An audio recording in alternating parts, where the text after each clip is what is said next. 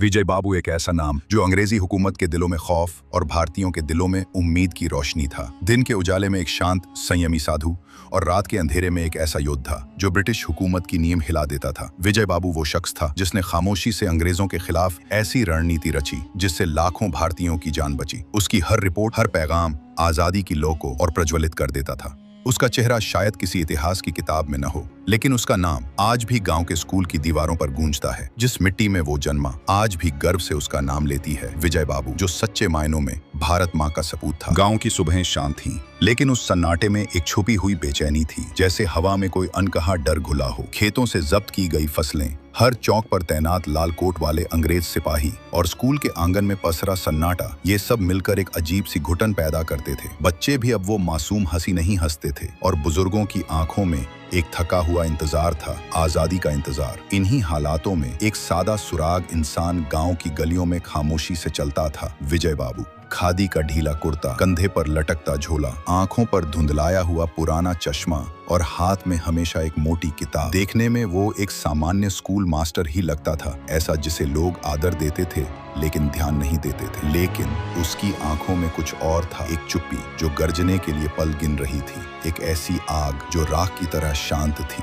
लेकिन भीतर से जल रही थी। दिन में शिक्षक, रात में योद्धा। दिन के वक्त वो बच्चों को पढ़ाता था गणित, इतिहास और आजादी की कीमत। लेकिन जब रात होती और गांव नींद में डूब जाता, तब विजय बाबू की असली पहचान सामने आती। वो अपने झोले में से किताब नहीं बल्कि गुप्त पत्र निकालता, दिए की मध्यम रोशनी में बैठकर अंग्रेजों की हरकतों पर रिपोर्ट तैयार करता। कौन सा अफसर किस गांव में गया, कब फसल जब्त हुई, कहां कितने सिपाही तैनात हैं। ये रिपोर्ट वो क्रांतिकारी दल तक पहुंचाता था जो दूर किसी जंगल के बीच योजना बना रहे थे। गाँव वालों की नजरों में गाँव के लोगों को बस इतना पता था कि विजय बाबू थोड़े अलग हैं। कुछ कहते पढ़ाई में मन डूबा रहता है, कुछ कहते अंग्रेजों से डरता नहीं लेकिन बोलता भी नहीं। किसी को क्या पता था कि जिस इंसान को सब कमजोर समझते हैं वही एक दिन गांव को गुलामी की जंजीरों से आजाद करने की जद्दोजहद में सबसे आगे होगा। वो अंग्रेजों के सामने सिर झुकाता था पर असल में उनके ताबूत की कील ठोक रहा था। विजय बाबू एक साधारण स्कूल मास्टर था पर भीतर से एक सच्चा क्रांतिकारी। वो दिखाता जैसे अंग्रेजों का भक्त हो, लेकिन हर हरकत में आजादी की चिंगारी थी। उसके साथ थे कुछ भरोसेमंद लोग। शिवराम 16 साल का निडर लड़का जो संदेश ले जाता और लौटते वक्त आंखों में नया जोश भर लाता।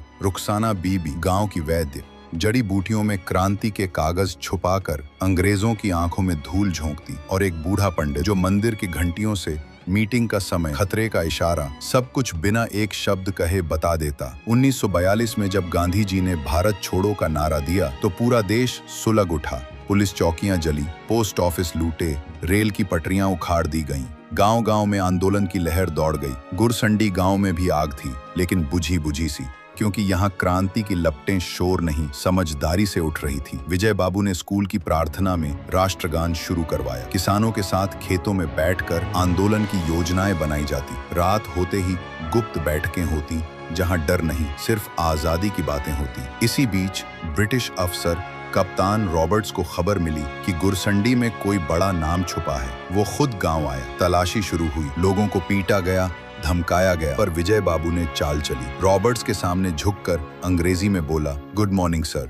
स्कूल में अंग्रेजी पढ़ाना शुरू किया। गांव वालों के सामने डरपोक बन गया। रॉबर्ट्स हंसा, ये आदमी तो हमारे काम का है, देशभक्त नहीं। लेकिन वो धोखा खा गया। विजय बाबू वही था जो दिन में वफादार दिखता और रात को आजादी का दिया जलाता। वो मौन था लेकिन उसकी हर हरकत एक हथियार थी। वो कमजोर दिखा लेकिन अंग्रेजी साम्राज्य की नींव हिला दी। एक रात विजय बाबू को सूचना मिली, जिला मुख्यालय में ब्रिटिश अफसरों की गुप्त बैठक है और उस योजना को चुराना जरूरी है, वरना कई गांवों में कत्लेआम होगा। उन्होंने शिवराम को बुलाया। कल रात मुझे जाना होगा, अगर मैं वापस ना आऊं तो स्कूल को संभालना। वे चुपचाप मंदिर के पीछे से निकलकर जंगल के रास्ते दस्तावेज चुराने गए, लेकिन रॉबर्ट्स को भनक लग चुकी थी। विजय बाबू को गुप्त दस्तावेज के साथ पकड़ लिया गया। उन्हें गांव के चौराहे पर रस्सियों से बांध दिया गया। रॉबर्ट्स ने कहा, नाम बताओ अपने साथियों के, वरना तुम्हारा लड़का मारा जाएगा। शिवराम को पकड़कर लाया गया। लोगों की आंखों में आंसू थे, लेकिन विजय बाबू की आंखों में आग। उन्होंने कहा,